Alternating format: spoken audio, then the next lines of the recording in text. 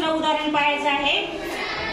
PQR आणि S या संख्यांमध्ये वापरलेला सर्वात मोठा अंक 6 हा आहे.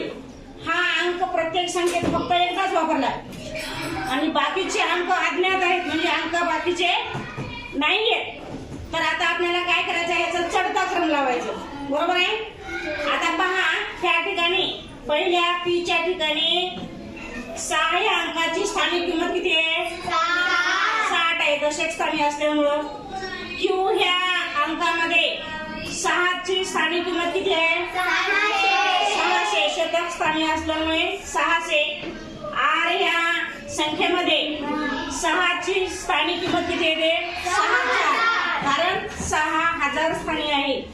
आणि S या संख्येमध्ये 6 ची स्थानिक किंमत किती आहे? 6, एकक स्थानी आहे. आता आपल्याला चढता क्रम लावायचा आहे. बाकीचे तर काय म्हणते, आपल्याला चढता क्रम नाही, सर्वात मोठा अंक ओळखायचा आहे आपल्याला. त्याच्यामध्ये क्रम लावलेले आहे. सगळ्यात मोठा कोणता आहे मग? R आहे पहा, सगळ्यात मोठा. R च्या नंतर कोणता येते? Q. त्याच्यानंतर P आणि सगळ्यात शेवटी S. पर्याय क्रमांक 1. R Q पेक्षा R मोठा, P पेक्षा Q मोठा आणि S पेक्षा P मोठा, म्हणजे सगळ्यात लहान कोण आहे? S आहे, म्हणून पर्याय क्रमांक 1.